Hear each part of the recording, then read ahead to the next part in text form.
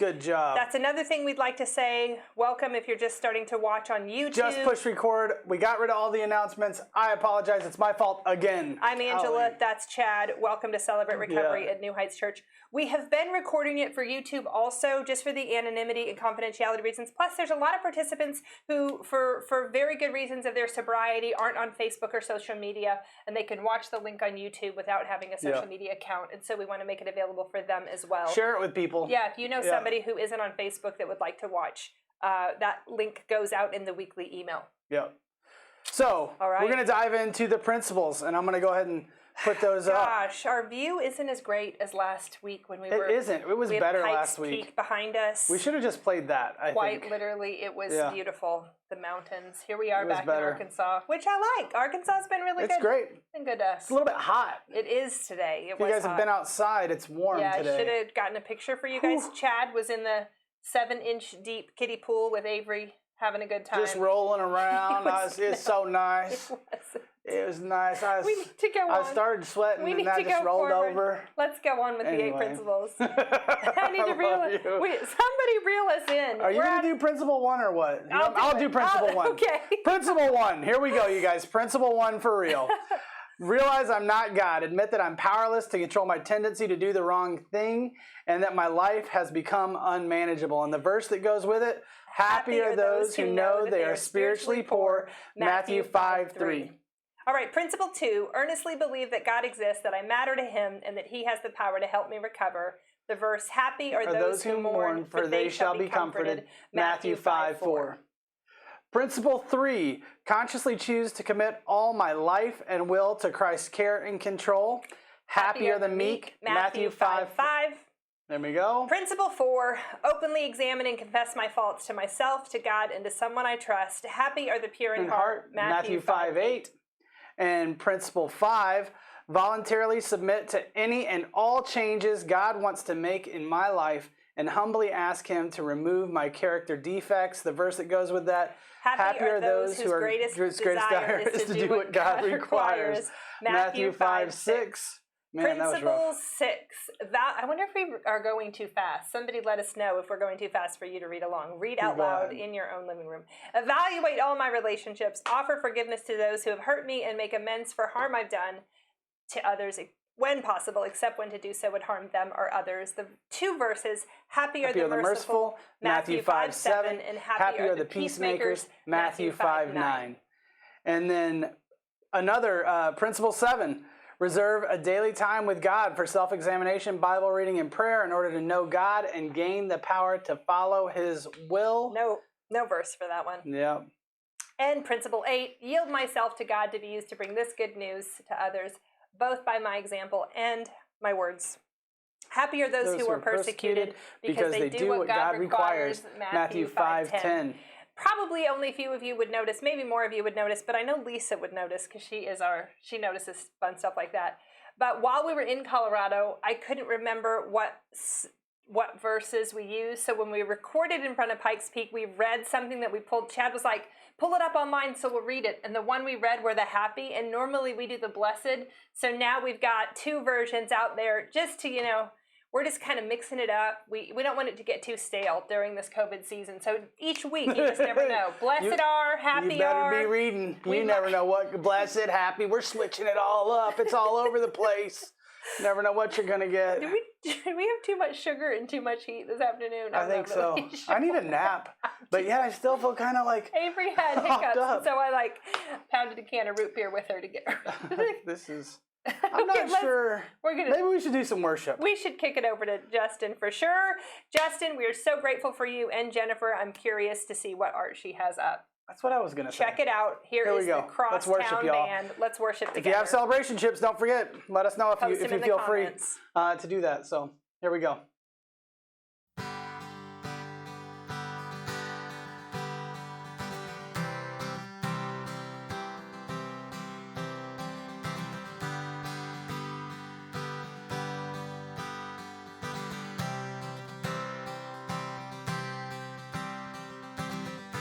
There were walls between us.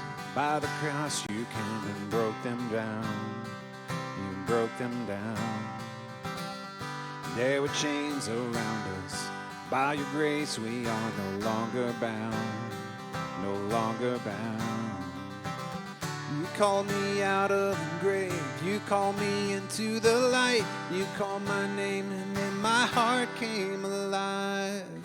Your love is greater, your love is stronger. Your love awakens, awakens, awakens me.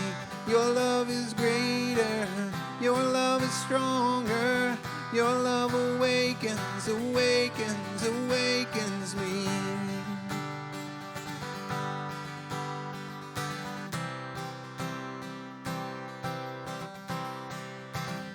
I feel the darkness shaking, all the dead are coming back to life.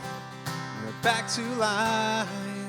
I hear the song awaken, all creation singing, we're alive, 'cause you're alive. You call me out of the grave, you call me into the light. You called my name and then my heart came alive. Your love is greater, your love is stronger. Your love awakens, awakens, awakens me. Your love is greater, your love is stronger. Your love awakens, awakens, awakens me. What love we found, death cannot hold us down. Shout it out, we're alive 'cause you're alive. What love we found, death cannot hold us down. Shout it out, we're alive 'cause you're alive. What love we found, death cannot hold us down. Shout it out, we're alive 'cause you're alive. What love we found, death cannot hold us down. Shout it out, we're alive 'cause you're alive.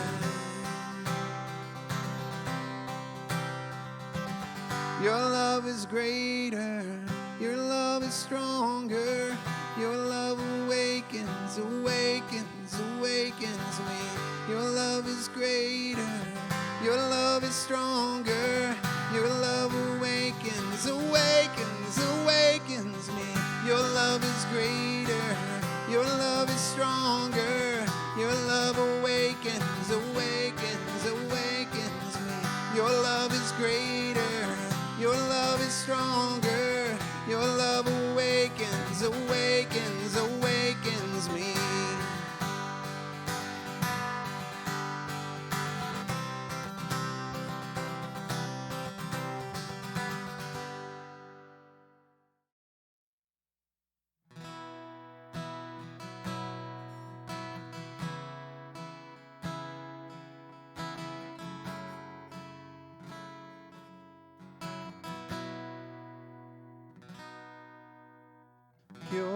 Purify my heart, let me be as gold and precious silver.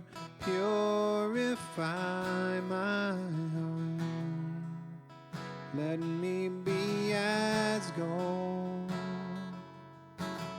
pure gold, refiner's fire.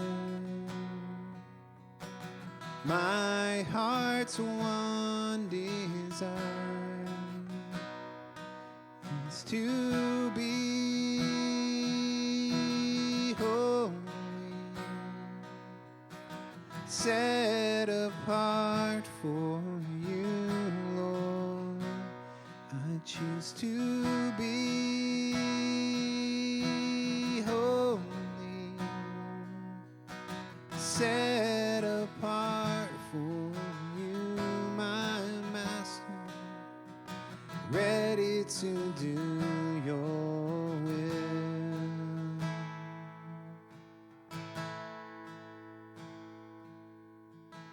Purify my heart, cleanse me from within, and make me holy. Purify my heart, cleanse me from my sin,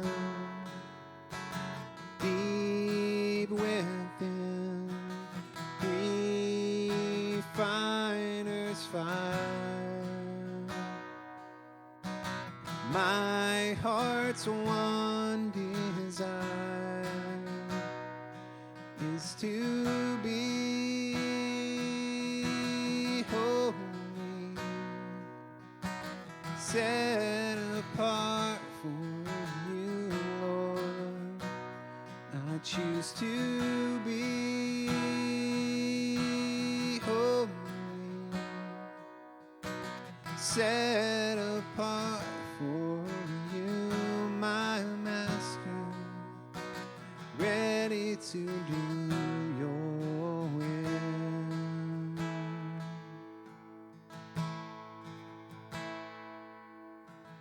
Purify my heart, let me be as gold and precious silver. Purify my heart, let me be as gold, pure gold, refiner's fire. My heart's one desire is to be holy, set apart for you, Lord. And I choose to be holy, set apart for you, my Master, ready to do your will.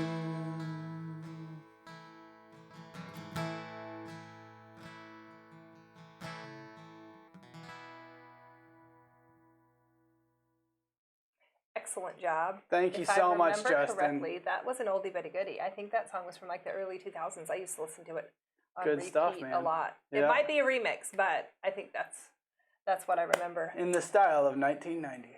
I don't know if it was And or not. I just gotta again say I need like whoever is their stylist over there to come on over here to the Emhoff house because We look good. What are the you talking wall, about? the picture, the sweater, just beautifully color coordinated. I really appreciate the I could intentionality. tuck my shirt it's in or lovely to something. look at as we listen and worship together. Oh, That's what I man. think.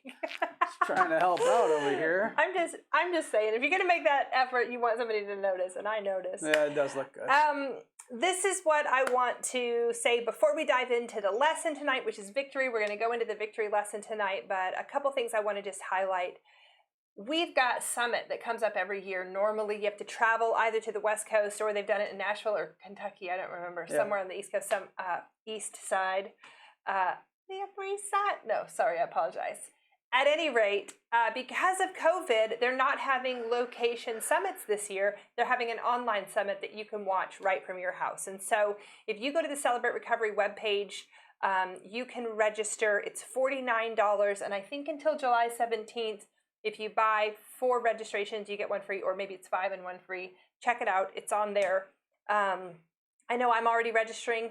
Plus, people ask me a lot of times, I'll be wearing a Celebrate Recovery t-shirt. This particular one, that's Yoda, that says, the greatest failure.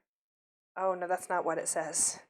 The greatest teacher failure is, in Yoda style. Can you do a Yoda voice? I don't think you're allowed to say that it's Yoda. Oh, I apologize.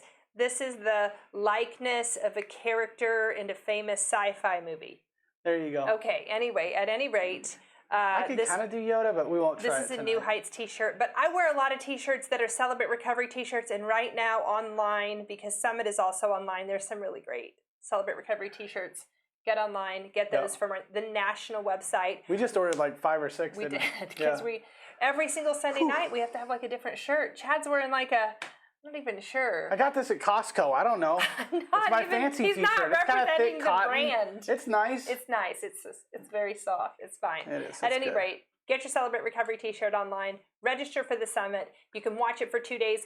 You can watch all of the classes. I had my computer up, but it went down. But it's going to be John Baker, Cheryl Baker, Johnny Baker, his wife, Rodney Holmstrom, Carol, some of the national reps, Mac and Mary Owen. They're going to have lots of great lessons that you can watch online.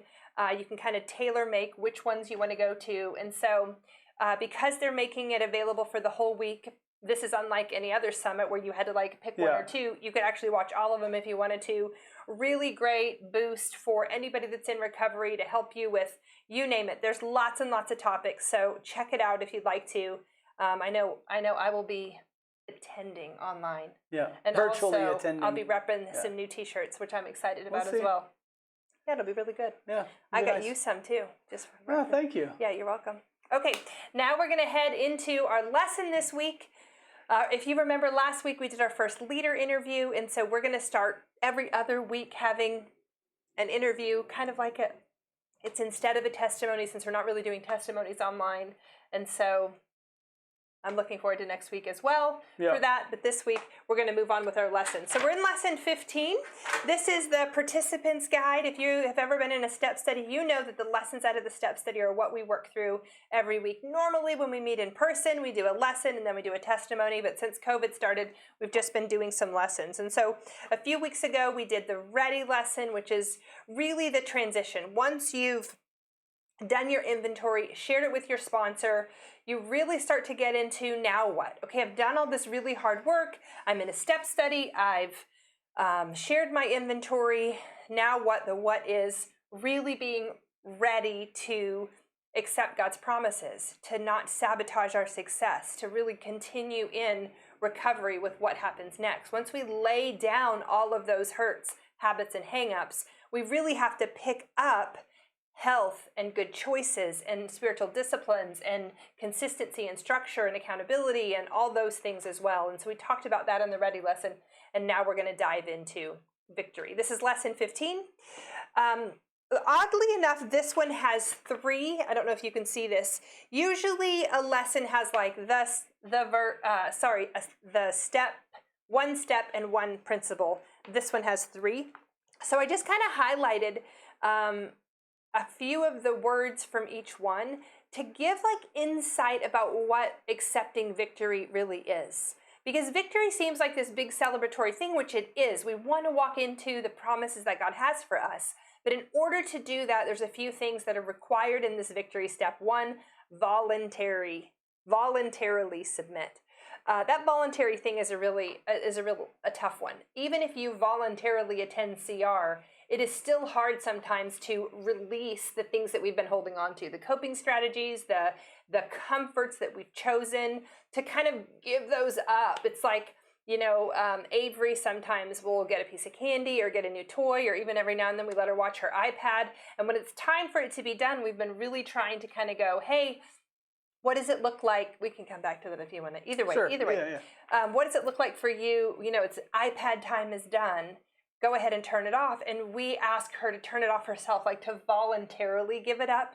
And it's really hard to do. Man. She's like, no, I can't. So then one of us will say, you can do it or we will do it for you. And I think that happens sometimes, like God will do that in our lives, like in a gentle way. He'll kind of say, you can submit those character flaws. You can turn over the sin in your life. You can make the shift, or I'll do it for you. And that's never really where we want to see somebody go, but it's what happens sometimes. And so it's hard, man. That voluntary part is really important. Okay, the other 2, being entirely ready. I don't know if any of us are entirely ready.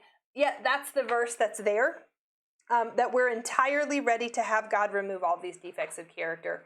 And so as entirely ready as a person can be, we're going into our victory lesson. And then that 3rd one is to humbly ask God to remove our character defects. Humility, it's a tricky thing, because the opposite of a humility, somebody would probably say, is pride. But I think sometimes in that pride category, that's the hinge where we get stuck is self-reliance. Humility says, I cannot rely on myself and I want to rely on God, and that's sometimes hard to do. And so let's just dive in. There's an acrostic for this one. So we're going to dive into the acrostic, and Chad's going to flip through, and then he'll be interactive in and out of this thing. All right. I think we're going to go with V first, which is the 2nd slide. Yeah, okay, here we go. All right, V, voluntarily submit to every change God wants, oops, I spelled that wrong, to make in my life and humbly ask him to remove my shortcomings. In Romans 12:1-2 says, let God transform you inwardly by a complete change of mind. Hi, Becky. I just saw you say hi, and I just want to say a shout out to Becky. It's good to have you with us here on Sunday nights. You know, the idea here of letting God transform us in our minds is really important. You know, I just remember even the first time Rodney used the phrase at fellowship of stinking thinking. It's that idea that when we come in to celebrate recovery, our mind works the way we have adapted to cope with our wounds and our hurts and our habits and our hang-ups. And a lot of times to shift into a healthier pattern of life, to shift into the promises God has for us, to have the victory that we all desire, we actually have to almost rewire our brain. Like we have to start to think differently. And it's a tricky thing, but I think that's what accountability is so valuable for, what open share groups, what step study is so valuable for, because you'll hear other people share and really start in a good way to kind of, it's like a rubric and a good way to go, oh, that's a healthier thing than I'm doing. I can move towards that. And you start to think differently because the influence around you is a little bit healthier. I mean, I was just, even about the other kind of the intro you did, I'm like, it's funny because the very thing that we think is going to save us or help us win is actually the thing that kind of gets in our way. Yeah. And so voluntarily kind of giving up or saying, hey, I'm able to kind of like quit this and make a different change and let God do what he wants to in my life. It's hard to do that when you've always gone the other way, but it's actually the very thing that kind of helps you. And so I almost even push on the word voluntarily because we've gotten to the point where we can't take it anymore. We have to change. It's almost like we're desperate. And I don't know if you can be voluntary. It's not as voluntary if it's desperate. Like I think voluntary is like someone in mid-range, not the worst life ever, but like, it's like, I'm going to do this. But when we get to that desperate place, it's like, please, I'm giving this up, Or, I mean, gosh, I feel like it's like, yes, please, but it's also like, I don't really have a choice and I don't really want to do it, but I'm gonna step out here and I'm gonna kind of go, all right, yeah, maybe. I think you kind of have that like the pressure we put on Avery, like you can do it, or Daddy's gonna help you, or Mommy's gonna help you. And I think that's kind of what CR is. Like you have an accountability team or a sponsor that's saying, look, we're going to influence you. We're going to push, we're known for kind of pushing a little bit, but that really is like we're pushing, but you still have to release. You still have to kind of voluntarily give up some of those old strategies. Okay, let's jump into the I, which is the identify character defects. Can you recognize the way you have responded to your hurts in the past? So this is something that was new to me in my journey in recovery and even in getting into therapy and really starting to understand a little bit more about why I made some of the choices that I made. I had to recognize that I had a hurt, and that hurt in my heart said something about me. Maybe that in my mind I wasn't valuable, or I didn't have worth, or I was being rejected, and that was really painful. And because of that, I would kick into this like striving, trying to be good enough, trying to be accepted. I didn't recognize that those behaviors were a direct correlation to that deep pain that I had. And so part of this process when we identify these character defects is to really acknowledge this is the hurt that happened. It's in our inventory, when we're like, what's the effect? What's the long-term damage? What's my part now? This is the hurt that happened, and then this is the byproduct of the hurt, the behavior. This is what I want to change, and I need God to heal the hurt so that the behavior changes. You've got to be able to identify both. What habits and hang-ups need to be replaced with healthy practices? I go back to that image of Indiana Jones in the Temple of Doom, when he has like the bag of sand and he's trading it out for the gold and he has to like move it over. We've said this before, but you can't just stop all of these negative habits and cut out all the negative people in your life and not replace it with something else that fills the time, something else that fills that, something else that is fun, something else that is taking up your thoughts and your space in your life, because then it's just a void and it's really easy to relapse or to go back to your old ways, because it just feels like what have I traded it for? There's nothing here yet. And so that's the slow process of recovery is to slowly give those things up as we replace them with spiritual disciplines, with healthy accountability, with fellowship from others, which I know is really hard because it's COVID season right now, but that's something that's really important as well.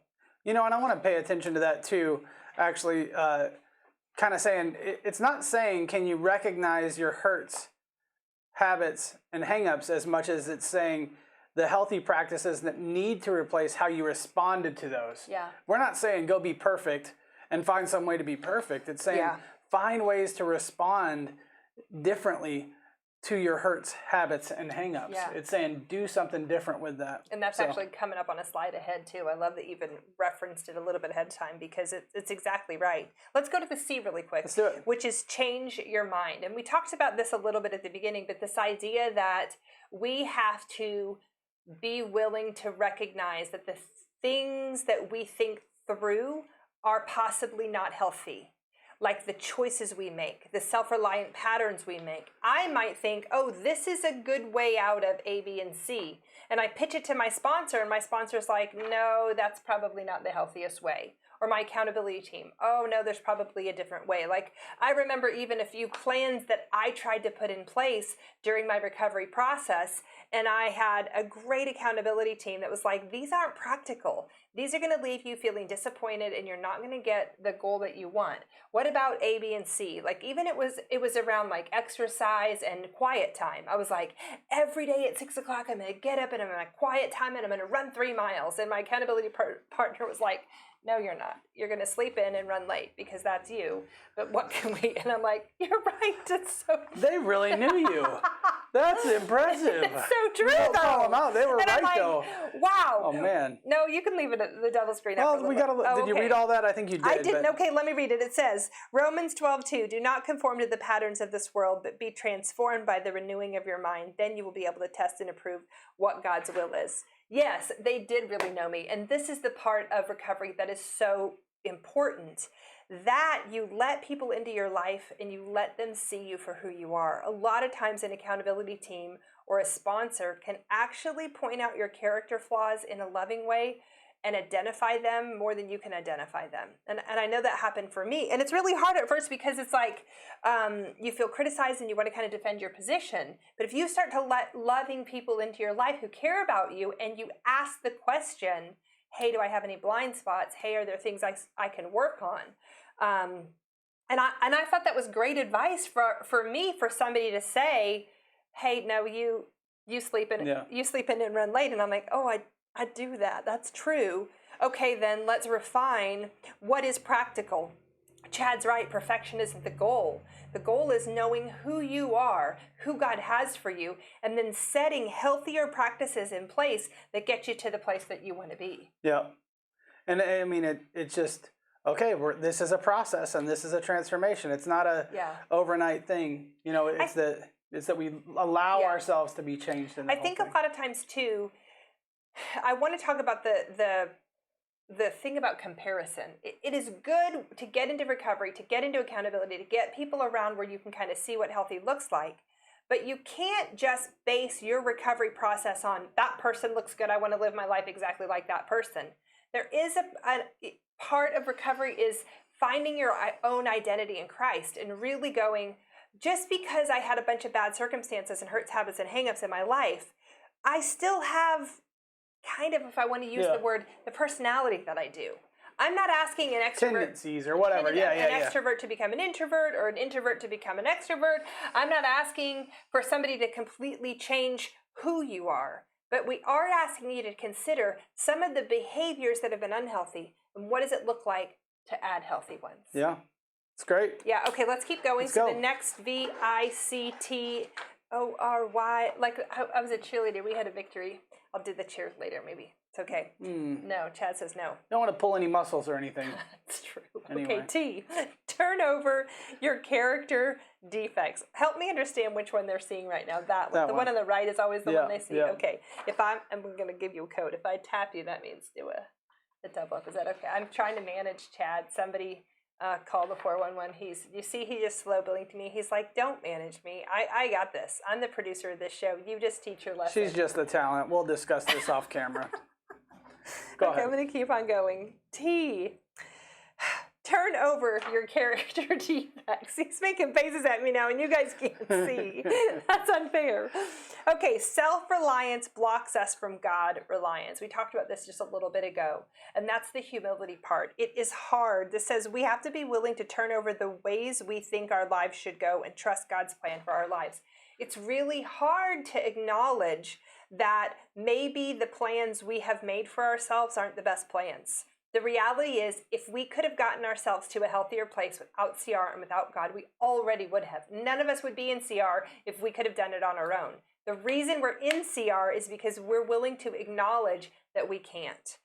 Yet when CR starts, when you get in, there is this like, oh, okay, I got this now. Avery's really good at this, right? She's 4. You'll start to show her something. You're two instructions into what takes 10 instructions. And she's like, okay, I don't need your help. I do it by myself. And I'm like, no, I've only given you 2 instructions. There's 8 more instructions in order to complete the task. And I think we do this in recovery where we're like 1 or 2 instructions in. And we're like, okay, God, thanks for showing up. Appreciate you. Glad you were on the scene. I'm going to go ahead and take my life back over now. And then quickly after that, we realize how we got to CR in the first place. We were running our own lives, and it wasn't running well. And so really being able to turn that over is important. Okay, the next T-O, V-I-T-C-O, that's where we are, right? O-R-Y. I think so. One day at a time is where we're at. Don't be anxious about tomorrow, for God will take care of your tomorrow too. Live one day at a time. Matthew 6:34. You know, this, which is coming up in the next one, the R, but we're going to stay on this one for just a second. The recovery process doesn't get us from where we come in a hopeless, desperate place to the best life ever. We don't go to living your best life now in 1 week, in 1 day, sometimes 1 year. It takes time to get from where we have all kind of bankrupted our lives, spiritually, relationally, emotionally. It takes time to rebuild that. And along the way, this is a conversation I have with many people in recovery, along the way there are transitional steps. I mean, even with Chad, when we started dating and he was in CR and we kind of were going down this path of recovery, and I've talked about this in my individual recovery and in our recovery, the idea that even financially, we had to take little steps. We had to save a little to get to a place where we could save more, where we had to be diligent when we were renting to get to a place where we could possibly buy. We had to consider things like paying off our car and not getting a new car. I'm talking about like for financial things. But the same is with other practices. It's like, I remember working with somebody who came in and said, hey, I'm trying to get off drugs, but I'm not ready to give up smoking. And I'm like, I'm not pushing on your smoking cigarettes. I want to help you on the goals, and that's a really good plan. Start with this and then get to this. And there was sobriety with a few harder drugs, then there was sobriety with cigarettes, then food was the next issue that the person wanted to tackle. And there was just this pattern that went one issue at a time, one step at a time, one little bit at a time to get to where they were actually in a healthier place. It doesn't happen overnight. There has to be this kind of transition of, like me, when my team was like, you are going to sleep in and you're going to not, you're going to forget to read, and then you're going to feel shame and then you're going to feel bad. Why don't you what is the in-between that you're capable of that you can have some victory over to get you to the next step? I feel like you want to say something. Yeah, I mean, yes. And you clearly had good things to say, so I'm not trying to interrupt you either. No, go. But it's a funny thing that you just go this one day at a time process, and then you kind of, as you do the one day at a time thing, all of a sudden you look up and you're like, oh, maybe I could do that other thing now. Or like you get a year down the road and you're like, oh, there might be a relationship we could have, or there might be maybe we'll get a different house now. Or it's like, it doesn't make logical sense all the time. Like, it's not always like something we understand fully. And so I want to just say, just start walking down the road. Yeah. And as you do it one day at a time, the good comes. It happens. You get to the place that you want to be. And that's that's exactly what we want to do. It's a slow process, but it really does work. I've never seen anybody get into recovery and not gain, a much healthier life and a much happier life. It works if you work it. Well, yeah, you got to take the steps one day at a time. I want to say too that we're not saying don't set long-term goals. Yeah. Because that's another thing that, people can come in recovery and I'll say, "What's your dream?" And they'll be like, "I gave up dreams a long time ago," or "I gave up long-term goals." It's one day at a time. It's not, one day at a time isn't a cliche, although it can be. So it's both and. You want to start getting healthy just with what's right in front of you each day. But then at some point you go, okay, now what do I want it to look like a year from now? And what is my one day at a time plan to get to a year from now? And so it's a little bit both and. Like, I don't want to discount the idea that somebody could say, down the road, I'd love to be married again. I'd love to be able to buy a house. I'd love to pay off my student loans. I'd love to be free of cigarettes. I'd love for my eating habits to change. Whatever those long-term goals are, okay, then what can you do now that's practical, that what you can start having little gains to get you closer and closer to that step? Yeah, I mean, I'm not saying don't dream or don't think about the future. Yeah. I'm saying... No, me too. I just wanted to make sure that it can be tricky, because we're not saying don't do that, but you do have to consider it is one day at a time. Also, it is good to look ahead.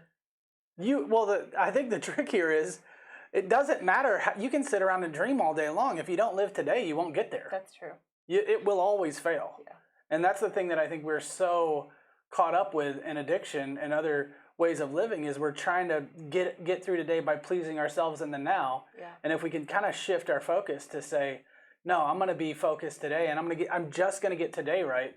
If you just get enough days right, then all of a sudden the dreams work out. Right, yeah. The dreams work out. It's the now that's the problem most of the time. It's like, when are we going to start a diet? Tomorrow, right?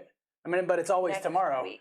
And so it's like, we'll start saving money next week. If you don't start, if you're thinking it, something I try to do, which I'm not always good at, especially with diets, but I always kind of, if you're thinking about it, if you're going to start a diet, it's like, well, I'll start it tomorrow and I'll go ahead and have ice cream tonight.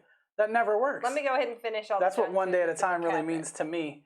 Anyway, she said she wants ice cream. I think we can still have it. I'm not starting. Is that a trigger? Yes, I apologize. Totally I didn't mean to trigger anybody. Take a blue chip later. Anyway. Okay, let's keep going. We will. It's both and. One day at a time was the acrostic letter. Okay, R. Recovery is a process. When he puts the half screen up, he starts making faces at me. It's really unfair for me. I'm going to push through. Avoid the trap of perfection in recovery. And he said this a little bit earlier. Instead, rejoice in the steady progress. I got two typos in one slideshow. We were a little bit overzealous this afternoon, I think. Philippians 1:6 says, "God who began a good work in you will keep right on helping you grow." So this is basically what we've both been talking about already, but this idea that your goal isn't to live your best life now. Your goal is to live today better than yesterday, and to live tomorrow better than today. And as Chad is saying, as you spend each day a little bit better than the day before, you'll get down the road and realize that you've had a good month. You've had a good season. You've had a good year. And when you've come out of, I know even for my life, there were years and years and years that were just wretched. And so I couldn't even imagine a good month, a good week, a good year. And so that's the idea there, is that in this process, we're not shooting for perfection. We're shooting for another good day, making the next right choice. The verse there says, "God who began a good work will keep right on helping you grow," Philippians 1:6. And then finally, Y, the last letter in the acrostic, you must choose to change.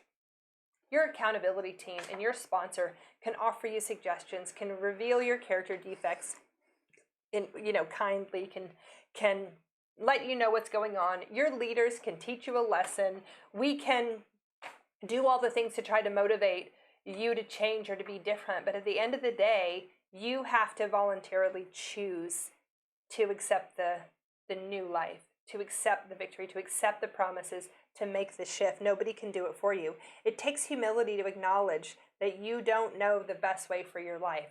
I mean, that's a hard thing for any of us to say. For me to say, I remember when Chad and I went into pre-engagement counseling. We weren't even engaged yet, but we were talking about getting engaged, and both of us had kind of failed at relationship. And I went in, and it was hard to say, but I was like, if left to our own devices, we will ruin this relationship. We need help. Help us, give us the tools we need to have a healthy relationship. And because we not only asked our therapist, but also asked the community around us of people who were investing us for insight on what to do it better, we chose to believe and accept the things they were saying to us. We tried them on, and we do have a healthier relationship because of it. That's the thing. You have to choose to accept that the people who are investing in you, your sponsor, your ministry leader, your accountability team, that they care about you and they're giving you advice that works. It works because it's worked on them. It's worked because they've seen the process work in the program. It works because a lot of it is based in God's principles, and God's word is true.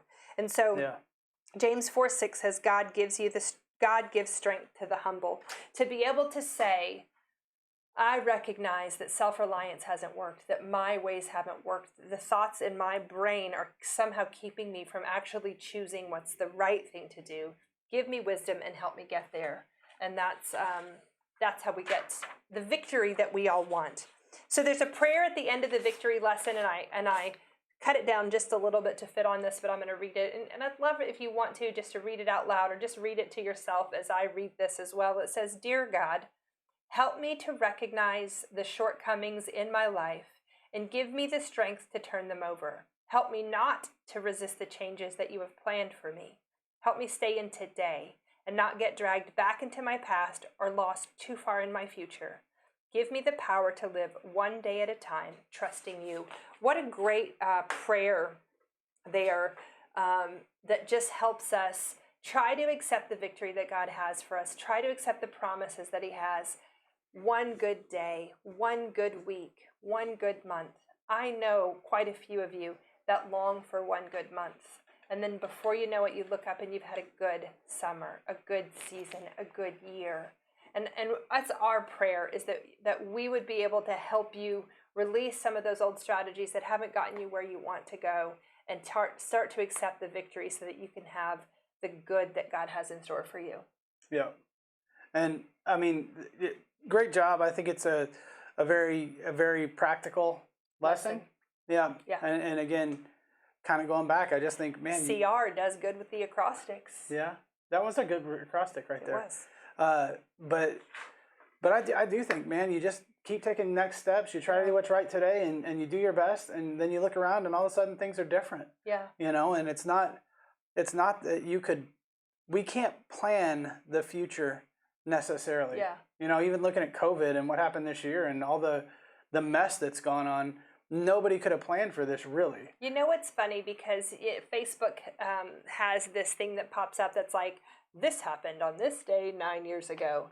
And a picture popped up last week of Chad on a tractor moving hay in a field before we were married and we were about to get engaged, and we didn't have 2 pennies to rub together between the two of us, and he was working a little extra on his family's farm to get money to buy me a ring. So sweet.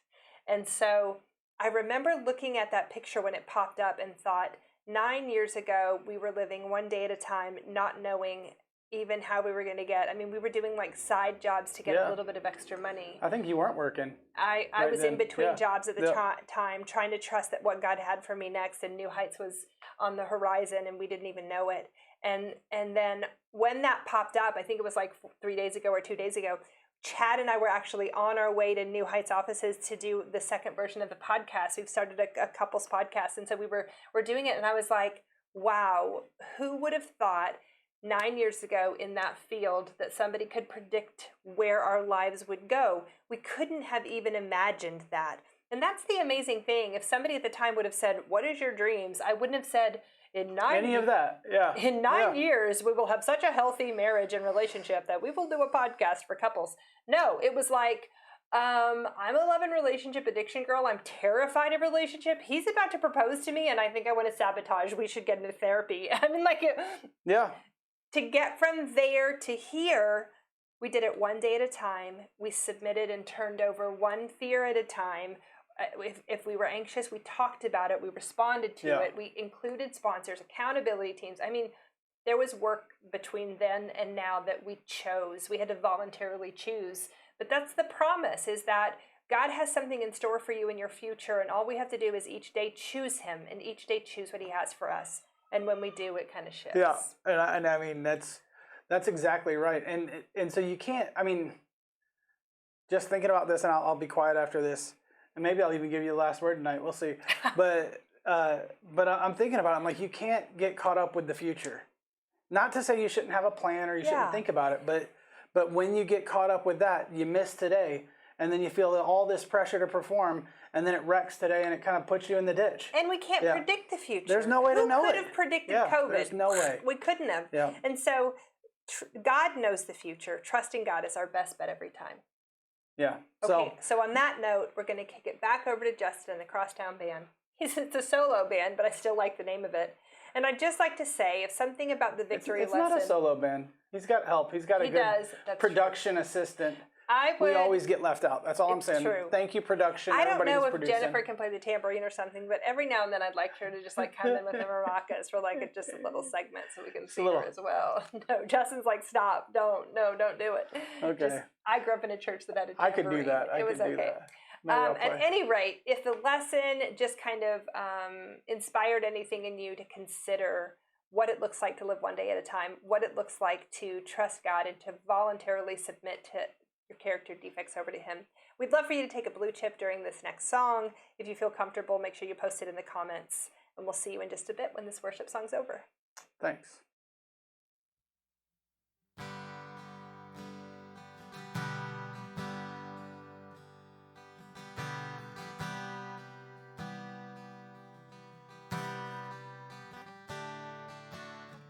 Standing here in your presence, in a grace so relentless, I am won by perfect love, wrapped within the arms of heaven, in a peace lasts forever, sinking deep in mercy. See, I'm wide awake, drawing close, stirred by grace. All my heart is yours. All fear removed. Lean into your love. Oh, your love.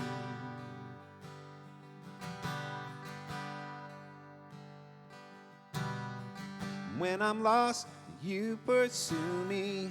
Lift my head to see your glory, Lord alone.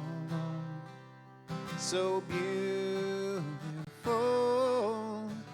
Here in you, find my shelter, captivated by the splendor of your face.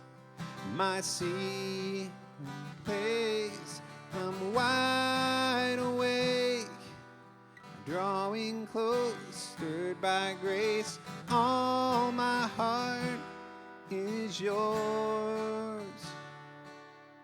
All fear removed. I breathe in you, lean into your love. Oh, your love.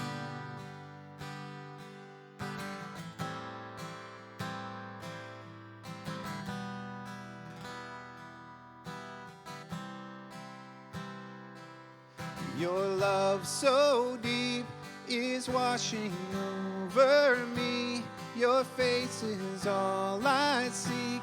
You are my everything.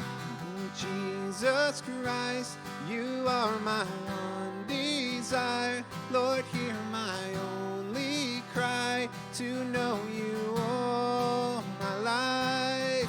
Your love so deep is washing over me. Your face is all I seek. You are my everything. Oh, Jesus Christ, you are my one desire. Lord, hear my only cry,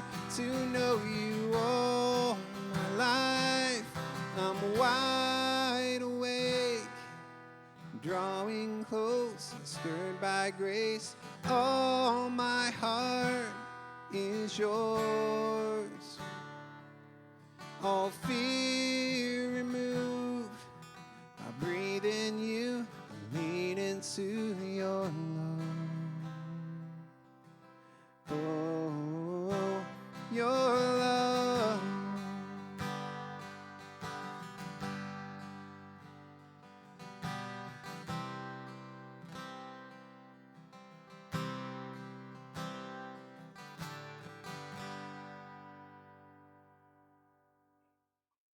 All right, a lot of great. Awesome, you guys. Great That's job. great. A lot of great comments during the song about a blue chip, and so I grabbed one real quick. One See if you side hold it says, up. I don't know if it'll focus on "Let it the or not, journey but- begin," and on the other side it says, "Celebrate recovery.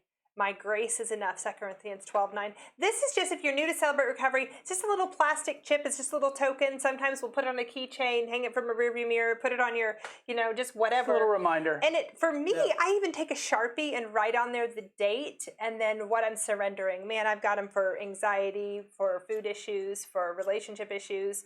I've written quite a lot on blue chips and have them. And then what we do with that is 30 days from today, the day that I surrendered the issue, the group of people who I said, hey, I'm surrendering something, celebrate with me. That's the celebrate part of Celebrate Recovery, is that we celebrate together the journey that you're on. It doesn't mean perfect sobriety. Like even, tonight, one of the acrostic letters, we're not looking for perfection. It just says, I recognize I can't do it on my own. And so I'm kind of publicly, and when we meet in person, you would come down front, get a chip and get a big hug. And so big hugs, Jen, Becky, Megan, and Christina. It's so nice to meet you. We look forward to eventually getting to see you in person. But we can mail these to you. If you would message us your address, I'd love to put a blue chip in the mail and just send a word of encouragement with it as well. And so please let us know. We've got some blue chips going out this week, which I'd love to see. Excellent job, Justin. Great. Really appreciate all that you do. He really does kill it, man. Yeah. I really appreciate what So he's good. doing over there. Really Crosstown band. Hashtag trademark something copyright. Lucky. That's We the should. name. We You really gotta need put to that look on it there. up. We need like a T-shirt, Crosstown Crosstown. Bound T-shirt during the COVID. I know somebody who makes T-shirts. I can get Lisa, some. we're talking to you. We'll see what Anyway. we can do. Okay, maybe like a guitar, We'll figure something out. We'll be in something touch. out. We'll be in touch about the Crosstown Band T-shirts for Celebrate Recovery. Maybe we'll let Justin and them do it because they seem like they have better style than us. We always just show up in T-shirts. I know. But we know a lot about T-shirts, though. Yes, we do. Anyway. figure it Okay. out. Now we're gonna kick it over for our Serenity Prayer to another lovely face that we enjoy getting to see everyone's faces week in and For week out. sure. And so here, please read the Serenity Prayer with us. Hey Forever family, I'm a grateful believer in Jesus Christ who struggles with anxiety, depression, and control, and my name is Amanda. If you would, please join me in reading this Serenity Prayer. God, grant me the serenity to accept the things I cannot change, the courage to change the things I can, and the wisdom to know the difference. Living one day at a time, enjoying one moment at a time, accepting hardship as a pathway to peace. Taking, as Jesus did, the sinful world as it is, not as I would have it. Trusting that you will make all things right if I surrender to your will, so that I may be reasonably happy in this life and supremely happy with you forever in the next. Amen. All right. Good job. Amanda. Thank you, Amanda. Well done. Yep. Well, I'm like, that was a really nice shot. It was set up well. So good. Man.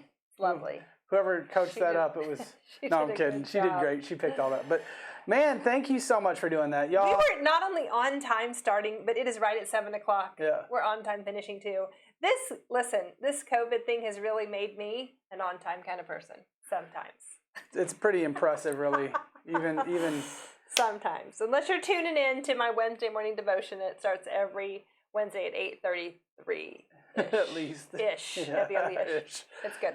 You guys, we appreciate you being here. We appreciate you do. watching. It does matter that we get together, even though we're not sitting in the same room. No. Even seeing the chat feed where everybody's popping stuff We're gonna up give and, everybody hugs. and we're giving the hearts and stuff and the hugs and all that. That's fun to see, Yeah. man. And so I love it, you guys. It's good to be here. Yeah. And it does We miss mean you something guys. to us. We care deeply Yeah. about you. Like I said at the beginning, we have resources that are available. We'd love to get those to you if you need them. Please don't struggle alone. We know that recovery is hard. Sobriety is hard. And so even though this is an isolating time, if there is something someone in our community can do to encourage you or just let you know that you're not alone, we'd love to. Please let us know. We hope to see you next Sunday at 6 o'clock. You can get the last one. No, thanks, y'all. We appreciate it. We really do. And if you need something, reach out. Go ahead and say something else. Bye.